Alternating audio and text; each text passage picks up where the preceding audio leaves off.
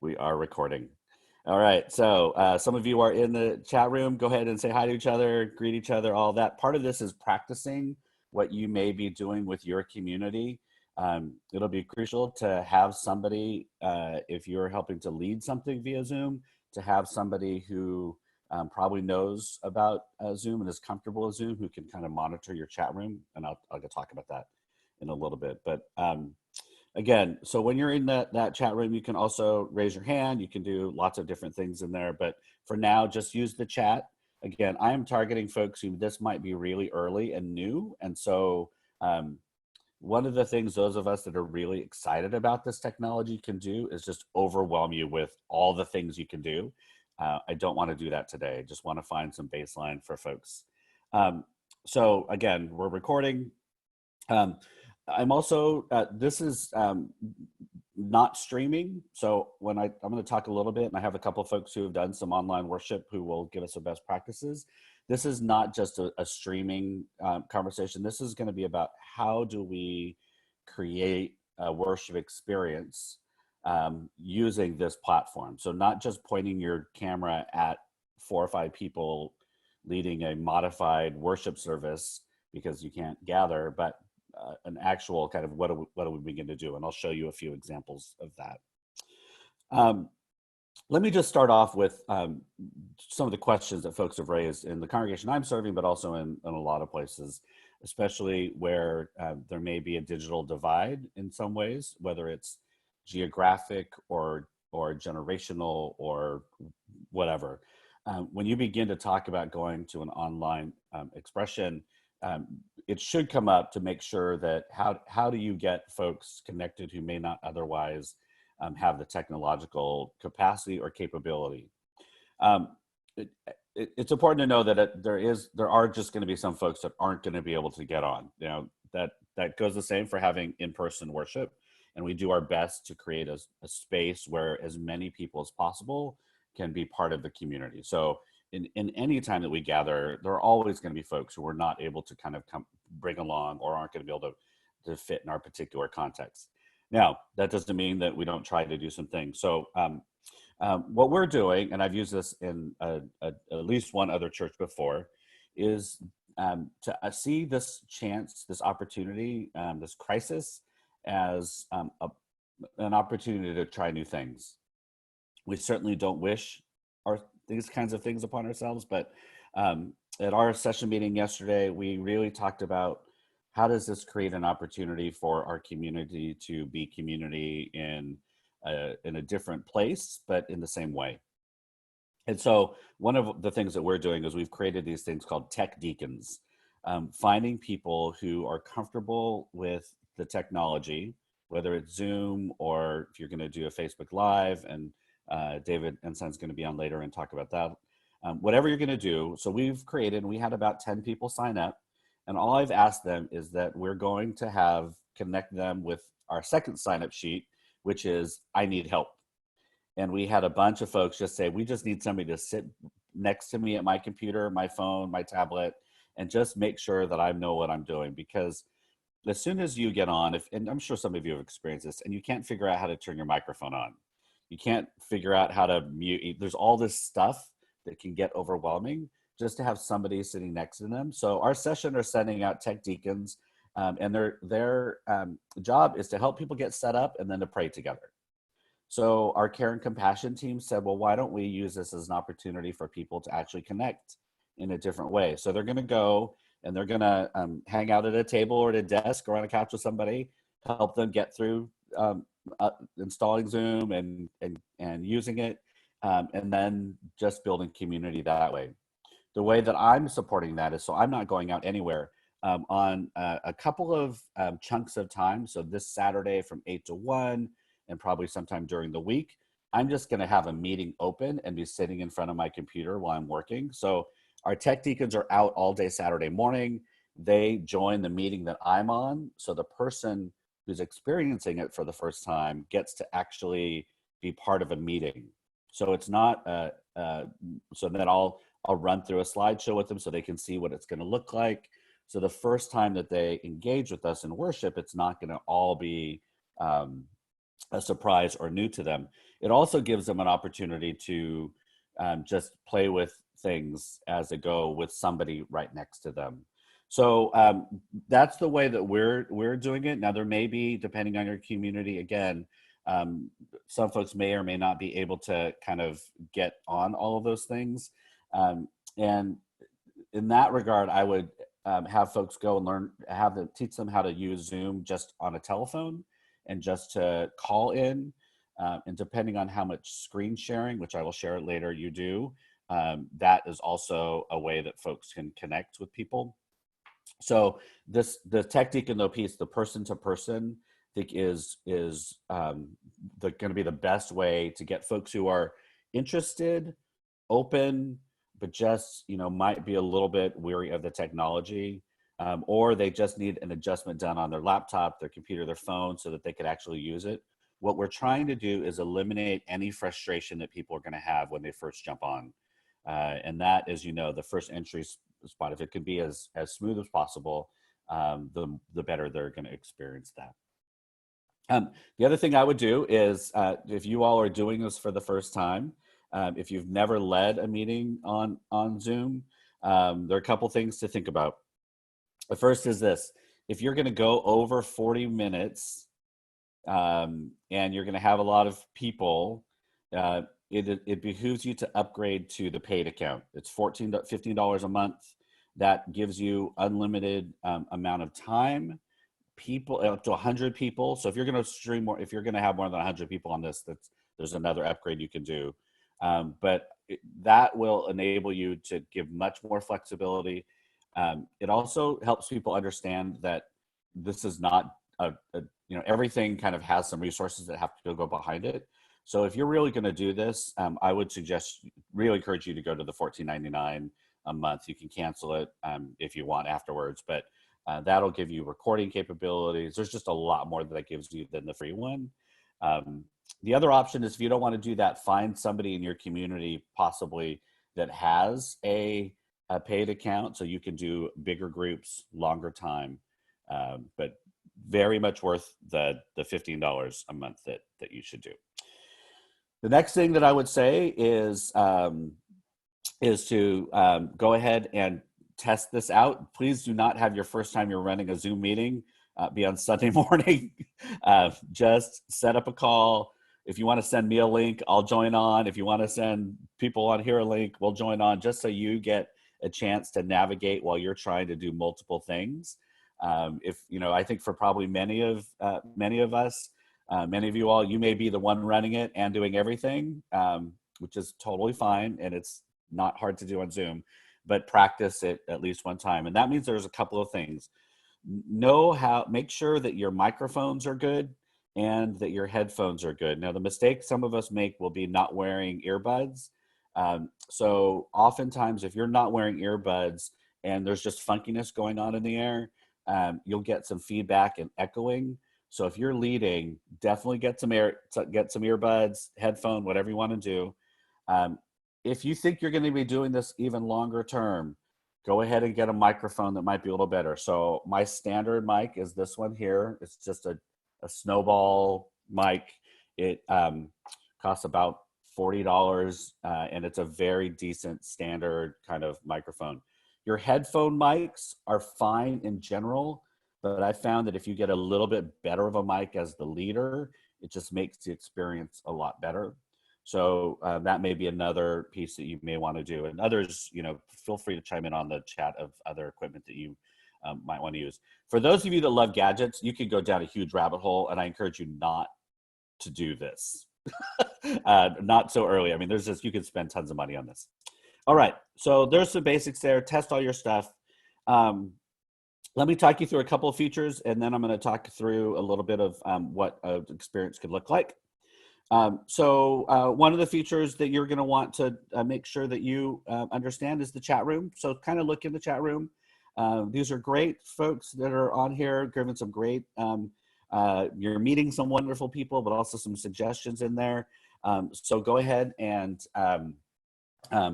play in there a little bit, and you can kind of see when you're in the chat room, you can do a lot of different things. But I'm going to go ahead and do another thing, which is going to be important for you, is screen sharing. So there's a couple of ways to share your screen. At the bottom right, the bottom section of your screen when you're leading is there's going to be a thing called share. And then I'm just going to go ahead and share my desktop with you all. All right.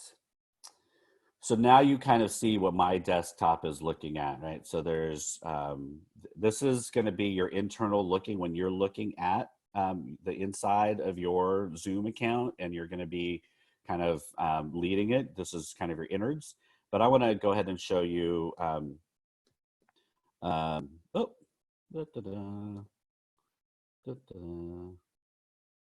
exit full screen. You get to kind of see everything I'm doing. There you go.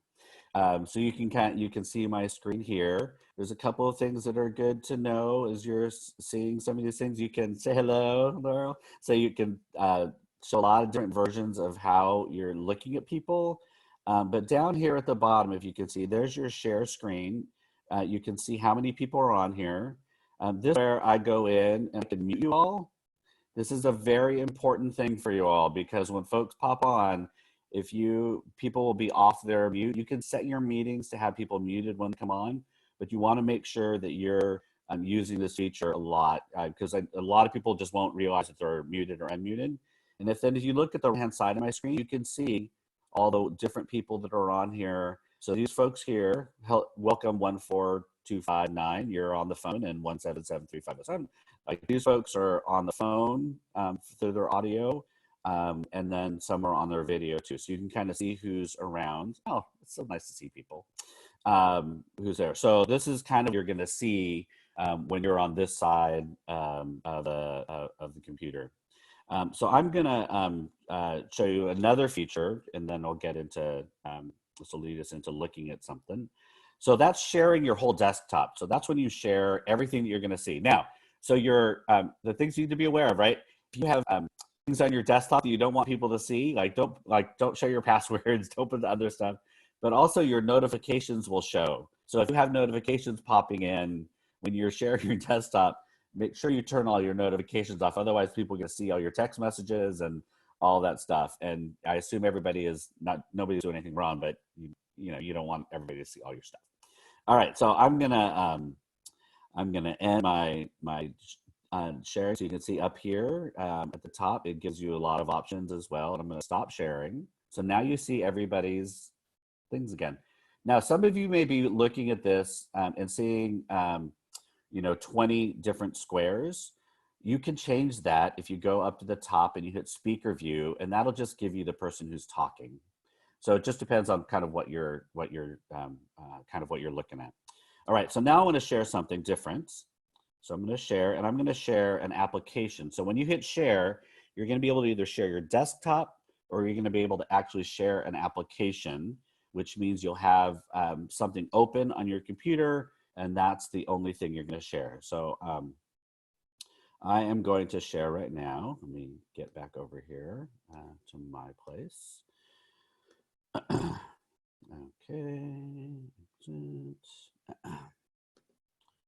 And I am going to share application. Share.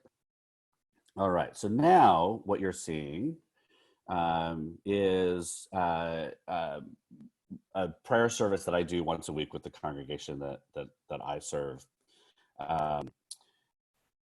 All right, there you go. And so what you should be seeing on your screen now is a full screen of something that we use.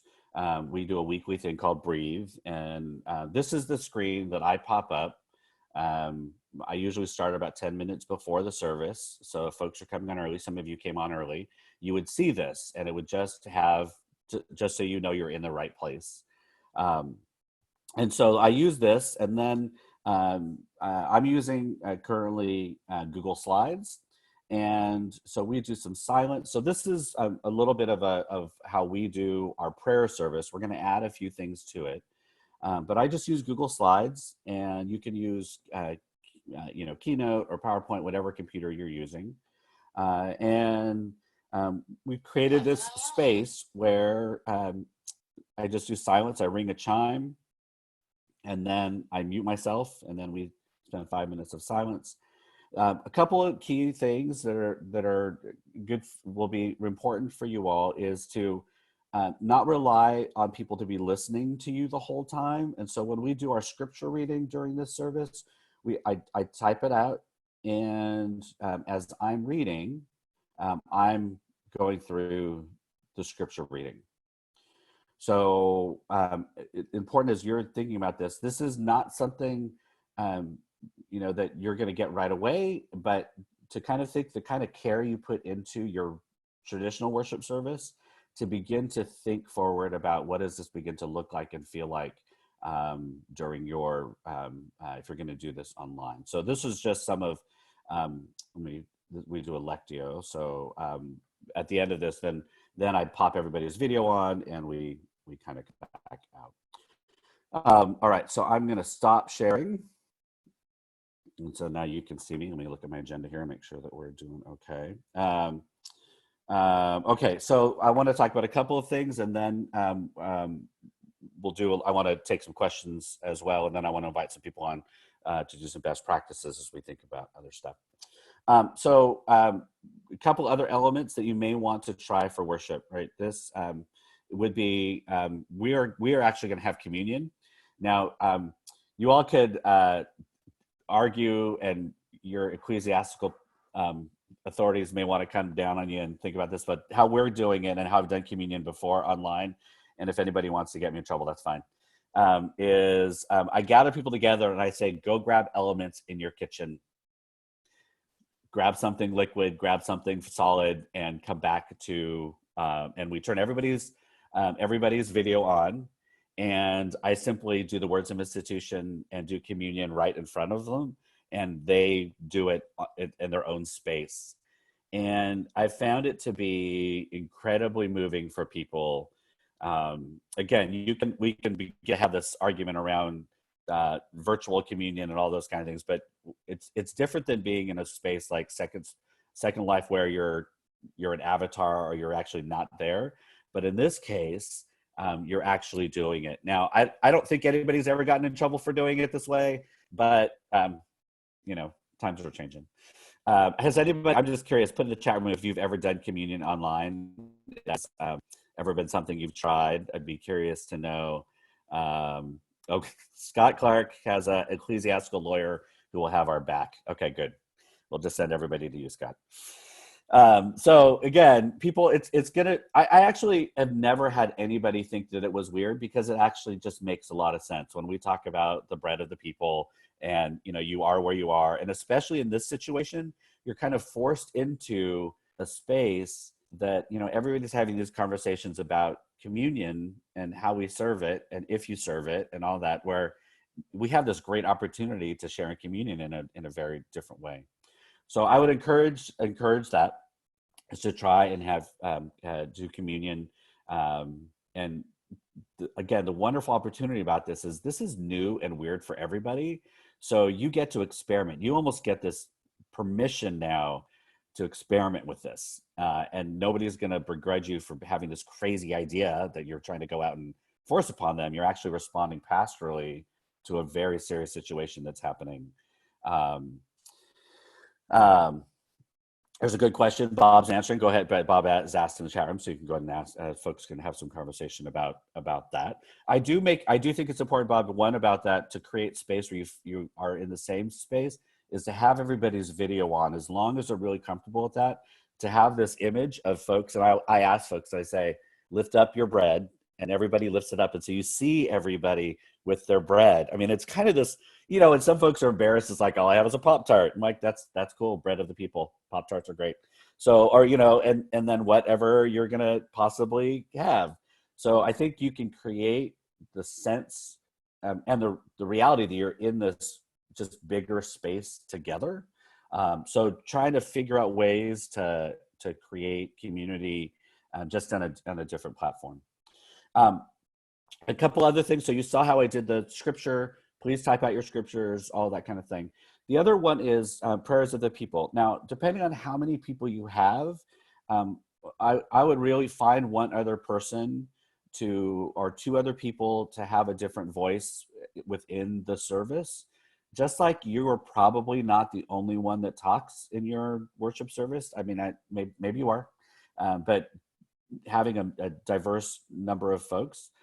So if you have somebody who will track your chat so that who can look for prayers, and this is what we're going to do. I'll have somebody who's going to track the chat room, and I'm asking people to put your prayers in the chat room, and we'll have, Jeff is going to be tracking all those, and Jeff is a parish associate, and then we'll lift up our prayers of the people at the end. And so Jeff, I'll transfer, you can bring on his microphone, and then he'll do the prayers. And then what we're going to do is then I will share my screen again with the Lord's Prayer so that folks can say it together. And it's weird when you try to have everybody talk together, but I found that even trying to do the Lord's Prayer together with everybody unmuted, there's some meaning to that.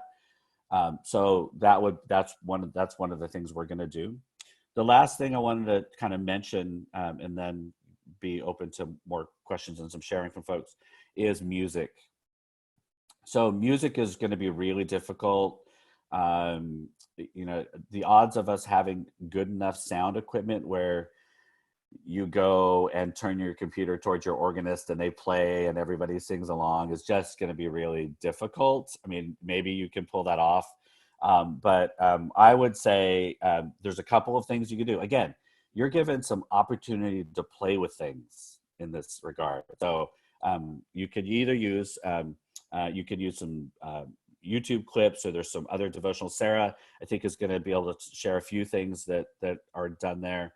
You might want to have one person, if you know, like, again, this is practice and prep, if you know that they would be able to pull something off to do special music, to go ahead and try that. I've done that, and it's about 50-50 whether it sounds good enough or or if you're just trying to kind of stream something else. So the music piece is the one that can be difficult, but there's again, I use some YouTube stuff, and we'll just do a song or things, and that seems to make a little more sense of the platform. But again, we'll have Sarah can talk a little bit about that. All right, I'm going to take a breath, take a sip of coffee. And then, so go ahead and throw some questions up there. What is everybody drinking right now? I got coffee. Everybody's, coffee. You don't have to share, but it is very early here, and we're only the day after Spring Forward, so I'm hurting a little bit. Okay. All right. So go ahead. Are there questions you want to just? I did a lot all at once. So Diet Coke. Yes, there's mine. Okay. Now I've got you all into the drinks. All right. Hi, Marcy. Oh, I've done prayers with people in this format. So again, if it's a small group of people, so again, it depends on how many you're going to have. I suspect at our first online Zoom, we're going to probably have about 50 to 70. So we're not going to be able to do, hey, everybody go ahead and lift up a prayer. That's just, it'll be unwieldy. So we'll use our chat room. What we're probably going to do is to have a prayers of the people time. So we'll just start a thing and almost kind of turn everybody's attention to the chat room. And so people can see as prayers are going.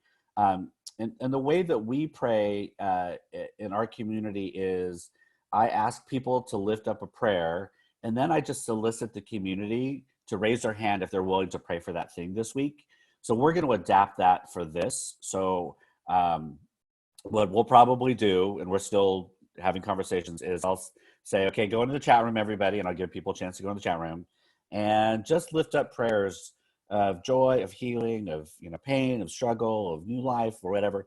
And then if you're willing to pray for that, all I want you to do is say, I'll pray for that. And so what we're going to see in our stream is a bunch of prayers and then a bunch of people saying, I'll pray for that. And that fits what we do in our regular service. What you could do is just have people list prayers, and again, have one person tracking that. I really would say for you not to do that, because trying to track that while you're trying to use words out of your mouth well, just most of us really don't multitask as well as we think we do. Bring somebody else into this and have them track and do their prayers, and then have them lead a prayer at the end. Whether you go to a screenshot of a Lord's Prayer or not, but just have somebody else do that. That would be one of them that I would think would work for most people. All right. Copyright guidance. That's a very good question. Some of you may have some answers to that. I generally don't stream. So we do only hymns out of the Presbyterian hymnal, so we're okay. But we generally don't stream other things. So we do a quote unquote contemporary service once a month, and we don't even stream that. So I think so. Jeff's response is if people go after us for this, I'm just like, there are other things you should be worried about, like washing your hands and things. So the question is, if we record Zoom live, can recording be viewed later? Yes. So you can record, but you got to upgrade. And then you can record, and what you get after you record is you get two downloads. You get a video download, which is video and audio, and you get an audio download only. So if you wanted to just use the audio, you can, if you already post podcasts and that kind of stuff, you could just use that. So that brings me, I didn't mention about the sermon time. So I'm not doing a full-on sermon thing. I don't think folks really want to hear me ramble for however long. So we're going to read scripture, and then I'm going to do just a brief kind of reflection, and then what we're going to do is do some interaction in our chat room. Again, that mirrors a lot of what we do in our service already. So for Lent, for instance, we're doing Lectio Divina, and then just having people share and interact, and I kind of facilitate that conversation. So that's one of the things we're going to do. All right, so there's Bob's talking about Skype versus Skype versus the Zoom thing. All right, so Yuki says we're not covered because we have the hymnal. We do have our CCLI and our one license as well. I think we have CCLI. I don't even know what we have. There you go. Good. Thank you for that reminder. I'm streaming back. See, this is one of the reasons also to have somebody else. If you have a lot of people, having somebody else track your chat room is because if you're trying to talk and do it, then you got to look back and make sure you got questions. Somebody's drinking hospital coffee. Great. I hope you're getting better. Trying to think if there's anything else. Go ahead. Okay. Like how to set up a meeting and invite people. So once you get in, let me just do that real quick. And then Sarah, David, if you would kind of be in the on deck to, all right, to kind of share some best practices. Yes, so you can, Betty, once you record, you're going to get a link from them that you can post in places, so you do get that. But I'm going to share my desktop again, just to, for those of you, again, if you've done this before, all of this. Let me get in here. All right. So just let me give you a little bit of architecture once you're in here. So I have a paid version, $14.99 a month. So I have a personal one that I use because I do some coaching and things, but the church is also doing one. There is a more expensive version if you think this is going to continue going on, but I wouldn't suggest you having to do that. So if you wanted to schedule a meeting, so let me just, again, this is important stuff. So you would go to schedule a meeting up here at the top. You should be able to see where my cursor is. All right, so we've scheduled a meeting, and we're going to do Zoom. Oh, I'm going to call it Zoom worship. Watch it. Having you type while people are watching is the worst. Preparation 2. So continue talking. Talking about Zoom worship. And I'm going to schedule it for next week at 8:00 a.m. for an hour and 30 minutes. I am not making it recurring. So here's the other piece. So you have to decide whether you want to have people register or not. We are having people register, and I had you all register for this. And the reason you have people register is it is just one kind of one hurdle that folks will have to go to. So you're not just getting any random folks coming on. Now, anybody can register and find that link and do it, but I think it takes a little more effort. It feels a little more official. So that's why I had you all register, just to kind of get a sense of, make sure that folks are on the up and up. Again, there's no guarantees of that. Some of you could be shady. I don't know. So you can have to decide. That does, if a lot of your folks are brand new to this, I actually would say don't have people register, only because it just adds one more layer of folks having to kind of do something. So you wouldn't have them register. And then you could do a lot of these other things. I don't have people require a password. I have the video come on for everyone. Here's the audio. You're allowing people to use their computer, or they can phone in. Here's an important one, is I enable people to join before me, just because I know folks come on early. And if you come on early, it flashes a screen that basically says the meeting hasn't started yet, but I just let folks come on in. And this is the one that I should have, for some reason I forgot to check with you all, is to hit mute participants upon entry. That means that when they join in, they'll be muted. And then you just save it, right? So I'm actually gonna make this a register requirement. You save it. And then now we have this meeting. So next week, this exact same time, if you are interested, I'll put it out again. We'll meet again, and you can register. And so this is, you get, when you're in this one, if you look down here, how to invite attendees, you could see down on the right-hand corner, there's a copy invitation, and that's what you would send out to people.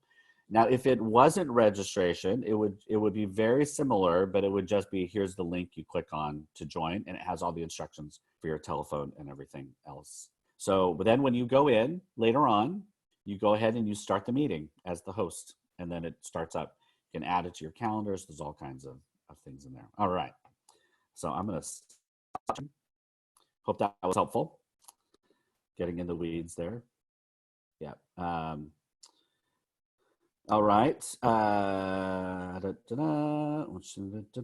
Yes. So Sarah, thank you. You can set up a one link that you'll always use. So if you looked in there, you can, once your church sets up an account, you can have a personal link that you can, it has to be numbers, but you can somewhat personalize. The thing that I would caution you about that using one link all the time is that if you use it for anything else, just know that people can zip in and out of any meeting you're holding when you use a common link that's out there. So just to kind of just know that if you're using the same link all the time, that's just a link that anybody can kind of pop into. So if you use one that's going to be more specific, then it's tied to a specific meeting you're holding versus one that is kind of all the time. So the odds of that happening are not high, but it will just get awkward if somebody clicks on it and they didn't mean to be in that meeting, or you're having a meeting one-on-one or a little more confidential with somebody and somebody pops in. All right. There you go. Thank you. All right. So I'm going to, let me find Sarah. Where are you? There you are. All right. So I am going to, so Sarah is what somebody pointed me to use. Sarah, I don't even know how that came about. Yeah, it was Bethany Stoley.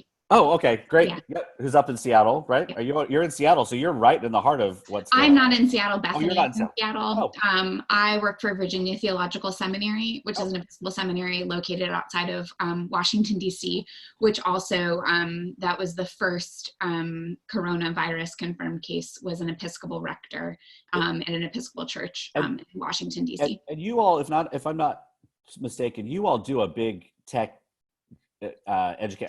I think I've been. Was it Yeah. Kyle there? Yes, yeah. So Ah, my got it. Okay, predecessor was Kyle, got it. and so I'm the digital missioner at Virginia Theological Seminary, and so so I think Bruce, you had been at one of the eFormation conferences, and so for the past 4 years, or this will be the 4th year where we've done an all online conference over the summer. So it's an all day, all online conference, and so it includes worship, and so I've done a lot of on the job learning. Learning about what it means to have worship online Great, and sort of awesome. everything like that. So, So so I I also host monthly webinars, and so I've had a lot of on-the-job training about Zoom as well. wait. So I've invited Sarah because I really wanted to kind of handle a lot of the basic kind of things, and then let Sarah help you think about some best practices, as well as just for those of you that are like, ooh, what are the possibilities? Again, this is such a great, in the circumstance, not good, but the opportunity to try some things. I think there's going to be a lot of permission giving for people.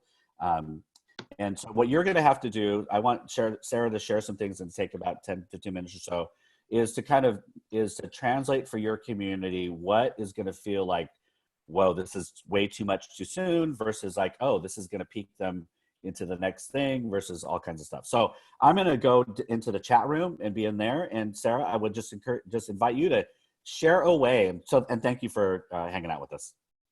Absolutely. So thank you all so much for being here. I think that the chat box is always a nice, robust feature that I love. I love seeing people's questions. And so I do have it up, but Bruce, thank you for taking over as host for this. So as I mentioned, I've done an online, all online, all day conference for the past 4 years. And we are based within the Episcopal tradition, but we are pretty ecumenical, but we always try to be grounded in worship. And so through that, I've learned a lot of good and bad things about what to do with online worship. And one of my emphases as part of my workshop and training are really to say to people, let's stream things beyond just the service or beyond the sermon. Like, let's actually get interactive with people and ask for prayer requests, and to experiment and to be public about what we're doing. And not just have the designated few or the designated worship leaders be the worship leaders. And so I commented on Bruce's Twitter response. So when I'm looking over, I'm looking at what I said as a helpful reminder. I just got back from my honeymoon, so I'm not like fully in work mode yet. I might have gotten a lot of side eye when I was responding to Bruce's Twitter messages. So yes, it's true. It's true. A lot of it has to do with the commonality of our worship. So a lot of us are used to using like worship bulletins or prayer books or everything like that. And so I think like having the common language is really important. And so Bruce did that by sharing his screen and going up on Google Slides or pages or a PDF or even working from, a common website is really helpful. So in that way, everybody sort of knows what their role is. I think that that's really important. It's also really hard to have multiple voices say the exact same thing. I know Bruce has had really good experiences with, I think, certain things like the Lord's Prayer or maybe an Amen every once in a while. But if you're trying to have people read an entire collect or entire opening prayer with multiple voices, it's really hard. And I feel like we could do a demo of that if everybody sort of wanted to understand how disjointed it is. But it is because everybody's internet is at different speeds and everybody is listening, but my voice might be a few seconds before. Like it's very difficult to both listen and to talk at the same speed. And so I would definitely, Chris, do you want to do a demo with me? Where are you, Chris? All right, well, I'm just gonna, I'll designate Chris. I'm gonna go ahead and bring up a Work of the People website. I'm gonna quickly screen share. Let me just, hold on, let me X out of the windows that I don't want you all to see. All right, so Chris, if you could go ahead and just briefly, let's just say this one little question all together. Are you there, Chris? Yeah, I'm here. There you are. All right, so let's try this. All right, looking for space. Look, ready? 1, 2, 3. Looking for space and freedom to explore spiritual questions and a place to nurture belonging. All right, how did that go for everybody? Yeah. That was a delightful response. Was that? So it's really disjointed, and I think cuts in and out. Yeah, not so good. Yes, there we go. That was all of that. Oh, thank you, Susan. Thank you for that. Chris, I think we actually did pretty well. Yeah, it is definitely harder with a longer text, and Chris and I actually spoke at a pretty similar pace, but I find that when people are reading prayers, they especially want to go slower. And that is not my natural speaking voice, as you all may be able to figure that out. And so, yeah, so Denise said it was pretty out of sync. And so, like, I thought that we did a pretty good job, but it is different based off of everybody's different internet speeds and ears and listening and streaming and everything like that. So that's just something to keep in mind. So when you're doing sort of like call and response, it's helpful to have one person or multiple people within the cantor role, and then one person as sort of the congregational response, and saying to people, and I do this with my morning prayer podcast all the time, of when one person is saying it, I say it with that one person. So if we're doing the psalm or if we're doing the canticle, and so know that people can still stay muted and they can still actively participate and chime in with that. Definitely words on screen. I think that's really helpful, and also sharing out. Like if you're getting it from a very traditional source, so saying like, this is where the Book of Common Prayer website is, this is where the Common Worship service is, and sort of reminding people that all of it can be found in other places. I strongly recommend using a visual meditation or a video in order to spark conversation. And so I'm putting 2 resources within the chat box here of Fuller Studio. So Fuller Seminary is located in Pasadena, California. And so they are a little bit more evangelical. So just as a little evangelical and a little bit more conservative. So just as a warning, this is a good time to always remind yourself to curate and to watch the entire thing to make sure that it matches up with your theology. There you go. Helpful PSA of the day. And then also Work of the People is another place where you can find visual prayers and meditations and even conversations as well. And these are really, really beautiful pieces. And I would recommend, there is a trick to Zoom on trying to share the audio from videos. When you go to share your screen, you need to make sure that you are clicking on the little box that says share sound from computer. Because otherwise, are you ready for this? Are you ready for this crazy thing? Otherwise, it will be from your speaker into your microphone. Rather than, yeah, I know, I saw Yuki's face. It was a horrible face. So it would be as if I was speaking, and so it's a crazy loop that would happen. So that's just as a helpful warning. So I'm going to say it one more time. When you are sharing your screen, when you're sharing a video, when you go up the pop-up box, that allows you to select all of those different tiles. And this is one of those things that's a meta thing, and so you can't actually share it very well, but I'll try and find a Zoom link or a Zoom help article about it. When you have the pop-up box that allows you to select what screen you want, it's in the bottom left-hand corner that says share computer audio. And that doesn't mean that your voice goes away, It just means that you're sharing the inherent, the streaming of the video audio rather than the speaker audio that's coming from your computer. Okay. And so, Bruce, can you find the Zoom help link about that? Okay. So that's a really super helpful thing to know about. I would make sure that you try to have it embedded within your PowerPoint or within your slides. You can share from YouTube, but I would recommend downloading and sharing, and that's just for cleanness. And of course on YouTube you get the lovely pop-ups at the end, which you never know exactly what you're gonna get. And so that's always a little terrifying. Joe, you know exactly what I'm talking about based off of that laugh.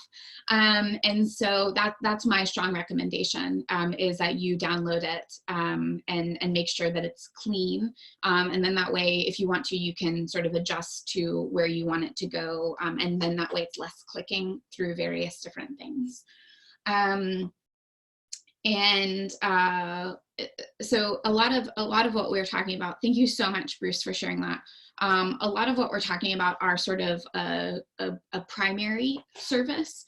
But as a reminder, I think you can do the daily office, you can do sort of the daily worship service and have people enter into that space. And that can be just you sharing out rather and allowing people to participate in their own way of doing morning prayer, noonday, evening, compline, as is in my Episcopal tradition and is very similar within the Lutherans and Church of England and various other things. And so know that if you want worship to be interactive, it takes a little bit more. And if you just want to be sharing out, you can absolutely do that. And it's a little bit less work. You just need to make sure that you're paying attention to the chat as it comes in. A lot of what I do when I'm hosting webinars is that I make sure, I feel like Bruce is taking a picture, everybody smile, is that I make sure that I'm giving voice to the questions.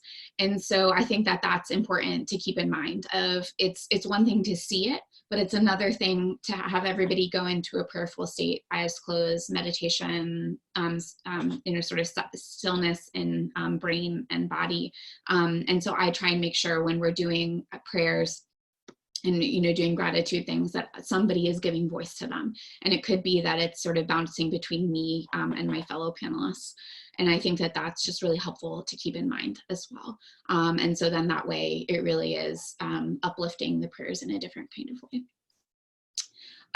One person that I want to share with you is Katie Churchwell, who is a priest in Florida, and she started pop-up prayers after the flooding in Houston happened, and she has continued to do that at her job in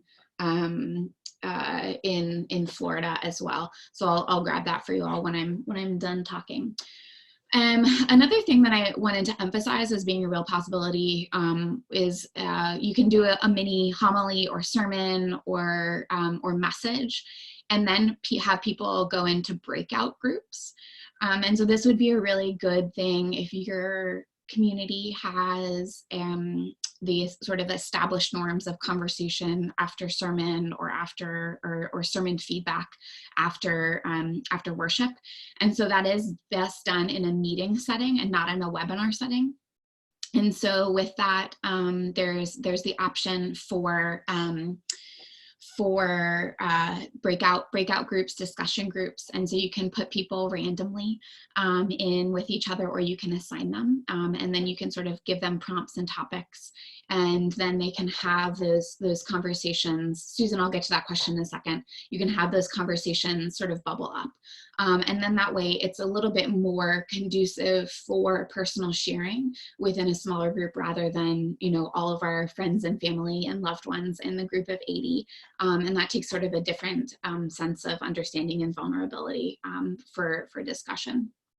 And so, so that's something that I would recommend, and that's easily done within the meeting section. And if you're, I call them, if you're the Zoom god, if you're the Zoom host, that means that you can break people up and into those discussion groups. You can visit all of those different groups, and then you can also call people back together where everybody gets sucked in from their groups back to that main, back into the main room. So to answer the question between a webinar and a meeting, we are currently in a meeting right now, which means that everybody's faces can be shown. And if you choose, or if Bruce chooses to let your voice and face be shown, you can do that. A webinar is only a specific few that are called panelists within the Zoom language. Just their faces and voices and screens can be shown. And so, so it really is, it really is more of a conversation that people are listening in on when it is a webinar setting versus a Zoom meeting, which is everybody's faces. I would say if you're just going to stream a traditional service where you have, liturgy of the word, liturgy of the table, maybe a sermon in there, a webinar would probably be the way to go. If you're looking for more interactive online worship, then a meeting would be what you would want to do. So I'm happy to speak to that a little bit more. On Zoom itself, a webinar license is an uptick on your Webinar Pro platform. I have lots and lots of experience doing a Zoom webinar, so I'm happy to share more at an offline conversation or a different conversation. Yeah, so Jeffrey, I would definitely say if people are looking for that community, then you probably want to do a Zoom meeting. And so then that way you can have the Brady Bunch style with everyone else.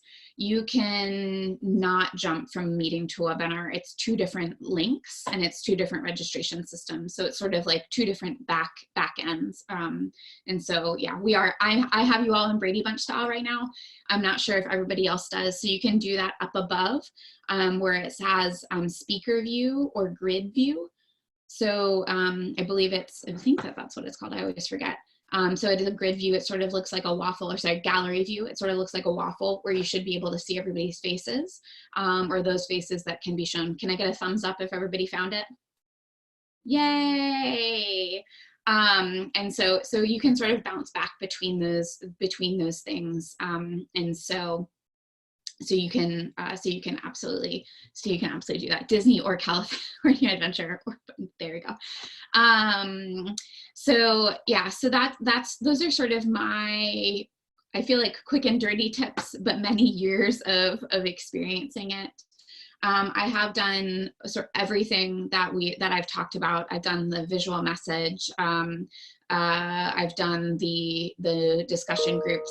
My grad school that I'm doing, my doctorate program, does all of the synchronous. So all of everybody at the same time in the same Zoom room.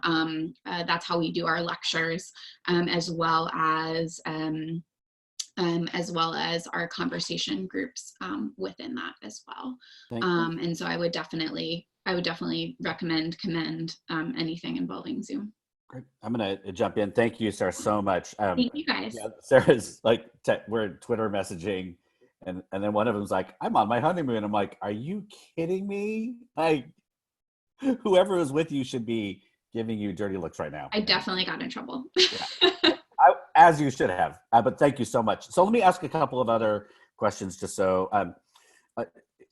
Are there other options? Let's just say we've already been using Skype as a church for a long time. Have you found using some other platforms more helpful, less helpful? Like, what are, just quickly, are there other things that folks might want to explore if they happen to have people that are using some other things? Yeah, so a few different options. Google Hangouts, it's fine. Skype is fine. Skype, it does require you to download something. Google Hangouts and Zoom does not. And so that's one less sort of barrier to entry. There is also the streaming functions within YouTube and within Facebook Live. Both of those again are sort of the more webinar format of where you're just broadcasting out, and then people can respond on Facebook Live via the chat. But there's not the the people piece of interaction between those. Right. And I will say that as a Chromebook user, Zoom, in my experience, has been the one that crosses over all three platforms. Yeah, it's also super phone friendly as well. Yeah. So if you're looking for just one, I'm partial to Zoom just because it seems to work across the most platforms. But again, there are some other options. And keeping in mind that meeting versus webinar piece, I'm thinking most of us at this stage are really looking at that meeting experience.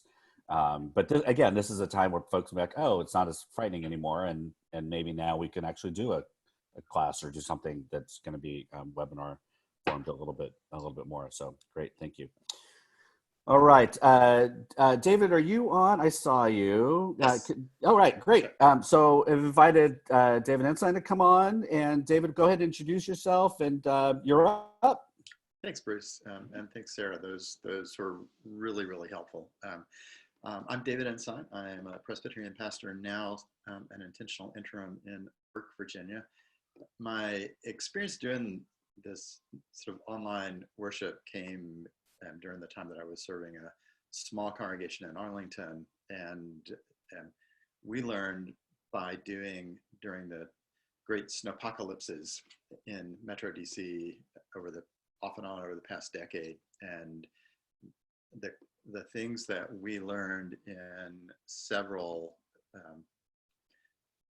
go-rounds of doing worship online. We worked on Facebook simply because the church had a fairly robust Facebook presence at the time, and most of the members of the congregation were connected to it. And so that was the simplest thing to throw together. But what we did there, and Sarah, you're absolutely right, the meeting function in Zoom is so much better for interactive stuff. But the principles that we hit on doing worship on Facebook, I think, are transferable to any platform. And there really were 3 or 4 sort of best practices that, when Bruce asked me to think about best practices, the ones that jumped to mind were the first best practice, which both Bruce and Sarah already mentioned, is simply practice. Don't let the first worship service that you lead on Zoom be the first time that you've led anything on Zoom. You wouldn't stand in front of a congregation, pick up a Bible and say, would somebody come up and show me how to find John 3:16? So don't be that presenter that says, I don't know how this works, unless you're the Wizard of Oz. The second thing is that this is a great evangelical opportunity to invite broadly, way more than the folks who are already part of your community. One of the things that we discovered quite by accident doing worship on Facebook was that our attendance on Facebook was half again the size of the congregation, simply because we shared on Facebook that we were doing this, and people tuned in literally from all over the country just to see what we were doing. And that was a totally unexpected, but then it made a lot of sense when we thought, oh, we've shared this way more broadly than most of us share the fact that we are going to church on Sunday morning. Lots of people shared with their friends on Facebook. My congregation is doing worship online tomorrow morning at whatever the time was. And so a whole lot of people tuned in, some of whom were local and snowed in, but some were all over the place across the country. So invite broadly. The third thing is it's visual technology. So pay attention to what the screen looks like. Pay attention to what's behind you and the things, when you're leading. I've got a Niemöller poster, which you can't really read because there's a lot of glare. And I did not take any time to curate this space. I walked into my study 1 minute after Bruce started this meeting. So I plopped the laptop down, but you've got more time between now and whenever you do this. So curate the visual space like you would a sanctuary and make it convey what you want it to convey. use, as Sarah's talked about, and Bruce too, use the capacity that you have to share images and video. It's also a place where you can almost undoubtedly tap the skills and gifts and resources of members of your community, particularly if they are shut in for any length of time and they're going to be desperately looking for things to do. Some of them are probably really good at putting together video and slideshow stuff. When we were snowed in and knew a good 48 hours in advance that we were going to have to do worship online, I sent out a note saying, send me your snow pictures, and put them together into a slideshow that was a meditative piece using a piece of music that our music director had recorded in the studio, unrelated to church, but he had given us blanket permission to use any of his music. And so I put together a really simple slideshow to this really beautiful meditative music. And it was all photographs that members of the community had sent me. And it was a very simple thing to do. I did that because I like doing that.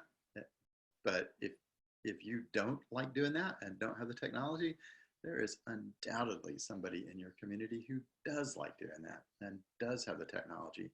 And for us, I have a YouTube channel. So I just posted it there and shared the link and gave that amount of space in the midst of the live Facebook for people to click on YouTube and watch that link.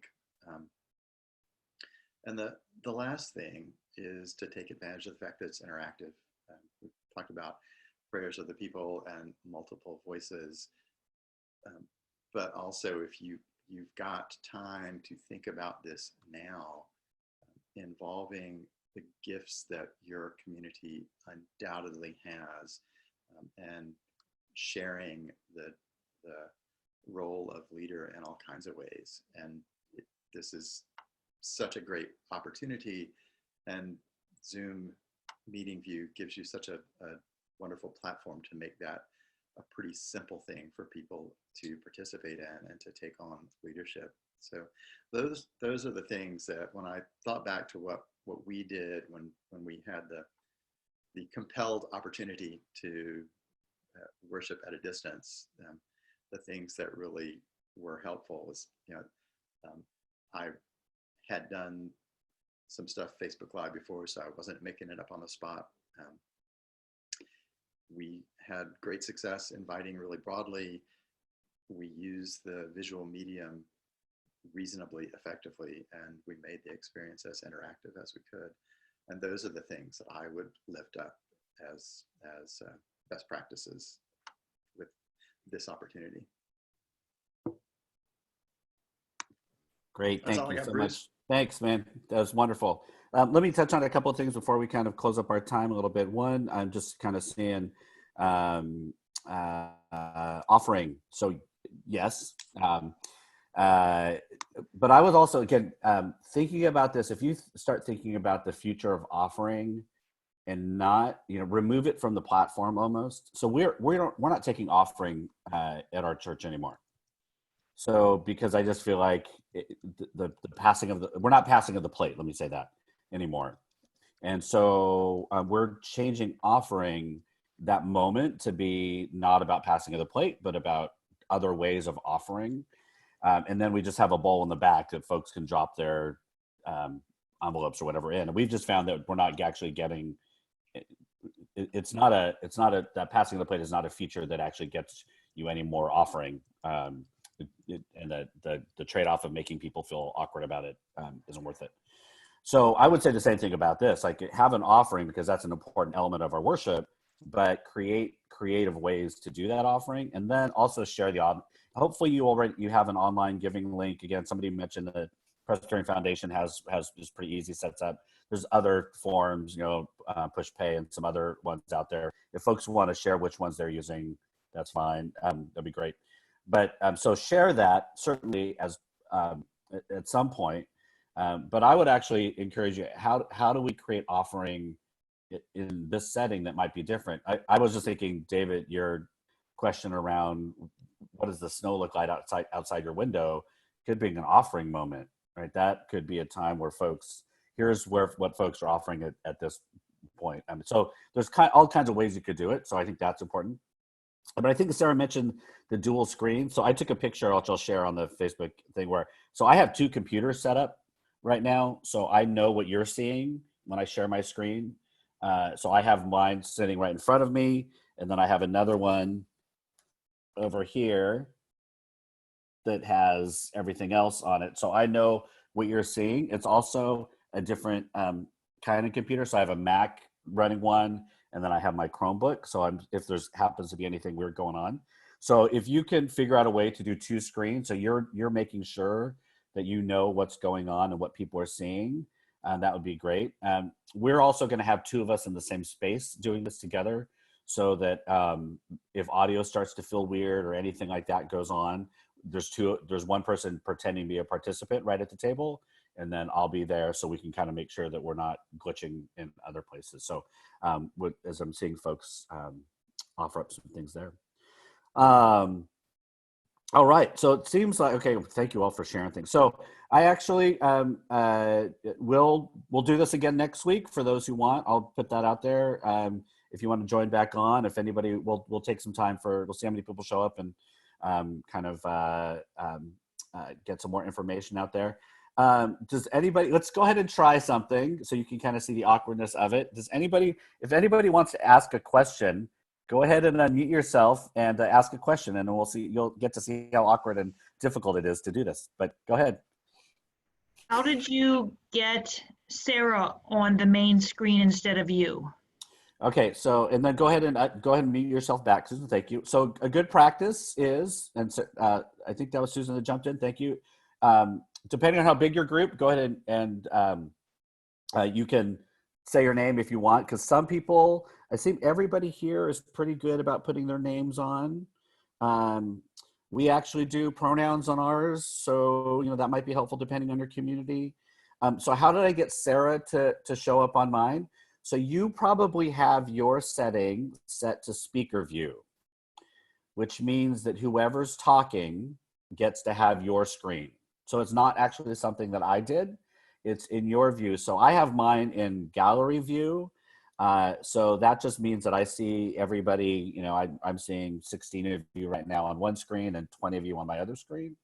But if I switch to speaker view, you would have come up and taken my screen when you asked that question. So you actually don't get to tell people, you're not able to set that for other people.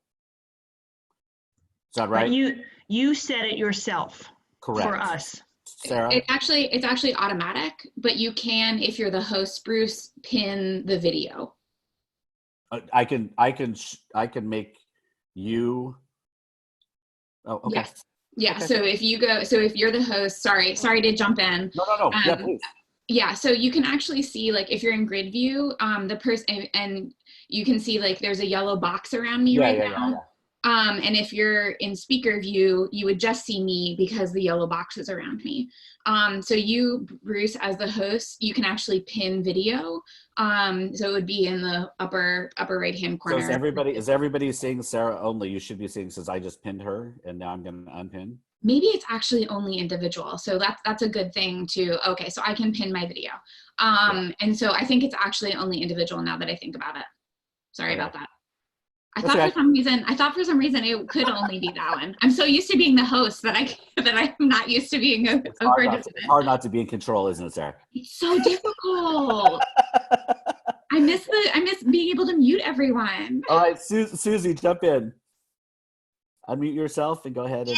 So I'm in grid view, and it just jumps yellow box to yellow box depending on who's speaking, but I'm still seeing everyone. Correct. So I have 66 people, right? So if I stay in grid view and somebody else talks, they don't necessarily pop up on mine. So if I should go to speaker view, and right now I see you. Oh, okay. So mine shows speaker view, but it's grid, and it's just yellow box to yellow box. So what yours is actually, if you're in speaker view, It should say gallery view because you've now, so go ahead and click up top where it says speaker view. And that means that you're actually choosing to go into speaker view. I see. Okay, so I was in the other. You were in the gallery view, right? So now it says up there gallery view, and that'll flip you back to your to the gallery. Cool. Thank you. You're welcome. All right, so go ahead and mute yourself, and somebody else jump on in. Hey, Bruce, this is George Lynch. How are you?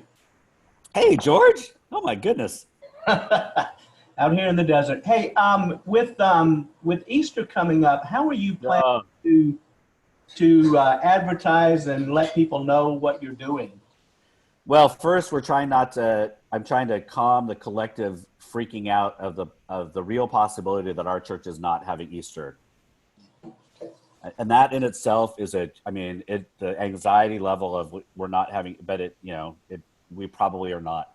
So as soon as that anxiety level goes down, and we've practiced this once or twice, I think everybody will see this as this amazing opportunity to reach people that we've never reached before. So that's really how I'm going to pitch it is. This is now the chance to invite your friends into our experience.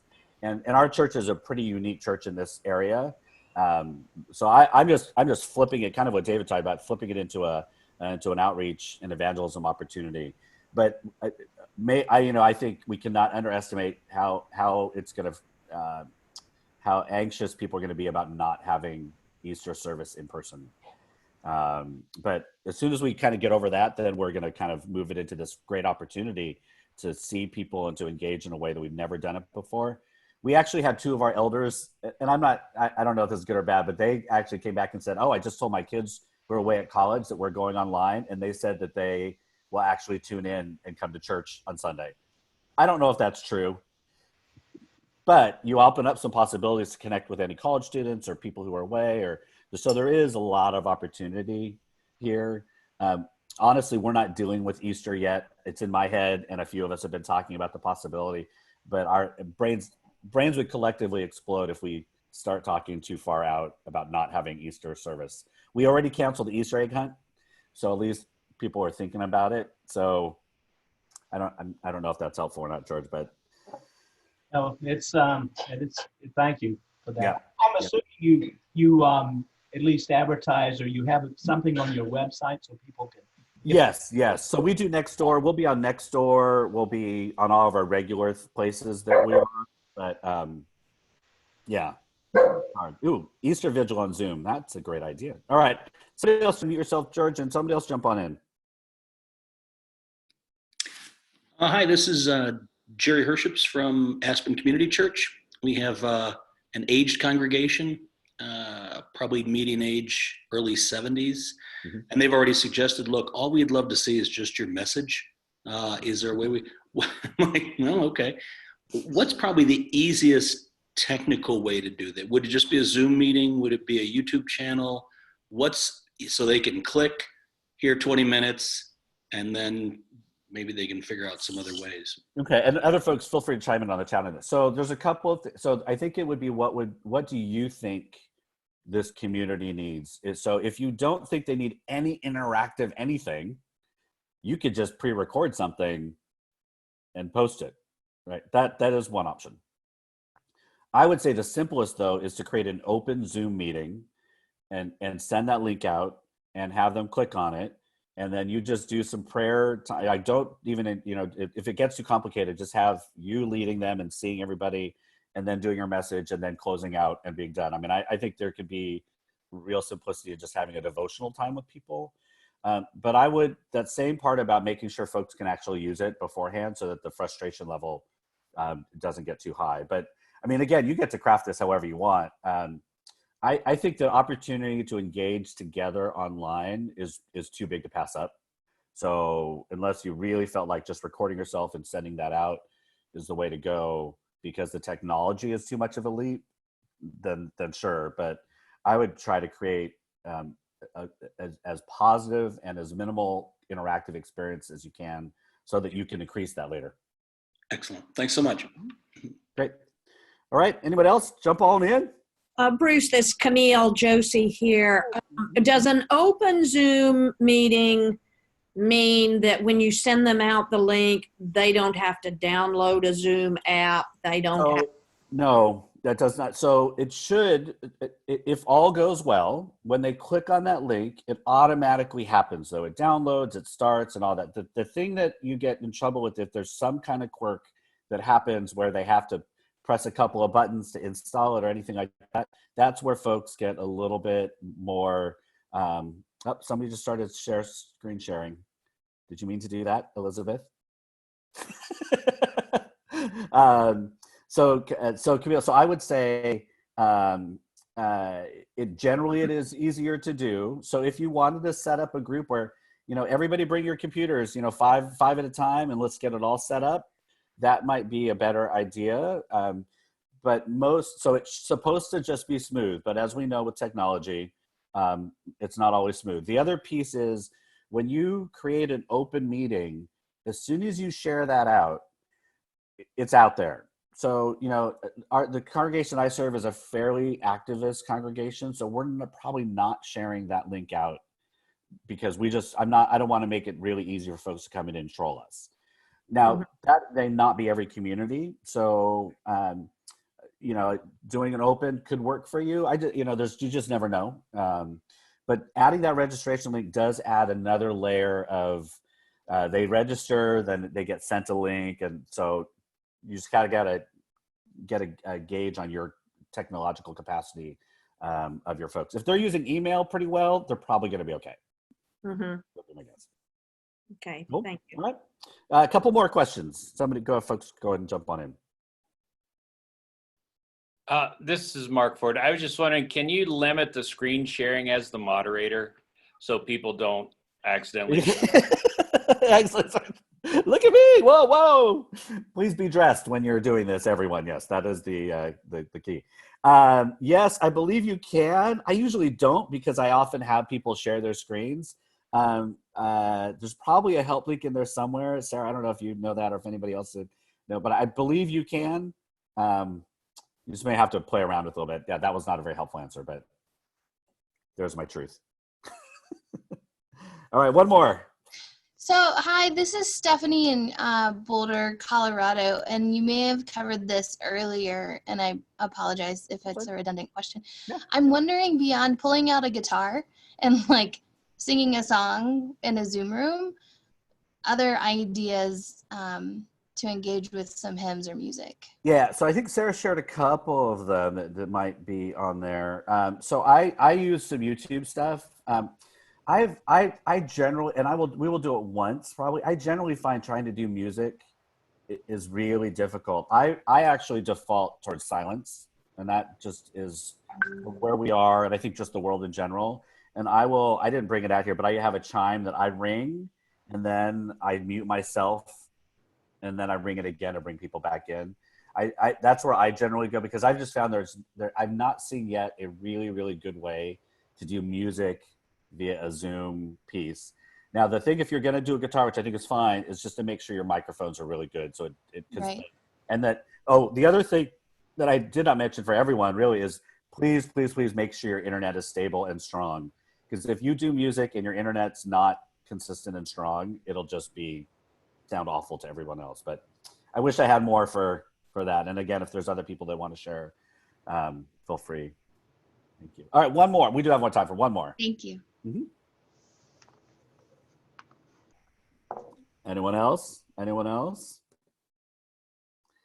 All right. Well, I'm not one for keeping people past a meeting once we hit that lull. So this is recorded. I will share it out. And we'll also share out that I'll be here again next week. We'll do this again if anybody wants to have more conversation. Still pictures. Somebody had a question about still pictures. I don't know. I have, other than through my slides, I haven't been able to figure out how to do that. I'm going to work on that because I actually wanted to share a picture with you all. You can just do it from your preview or your picture viewer from your computer and then screen share. And then screen share, right? So or is this person asking about your hold slide of your hold? Yeah, I think you have to do everything through screen share. You can't send pictures through chat.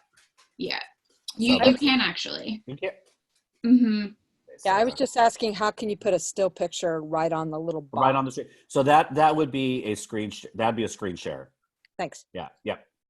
Sarah, can you really share through? I have, but for some reason I'm not seeing that option. That's I think maybe it depends on your license. That's 0 for 2.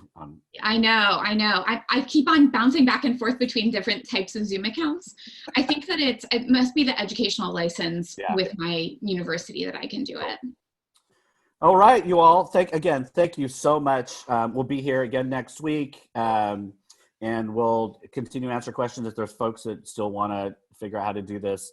I'm right in the boat with you, and we're doing this and getting this ready at our congregation. So hopefully this has been helpful. Everybody have a great week. Continue to lift up prayers for everything that's going on in the world, in your own life, and with folks that aren't making the news. So have a good one, and I will see you next week.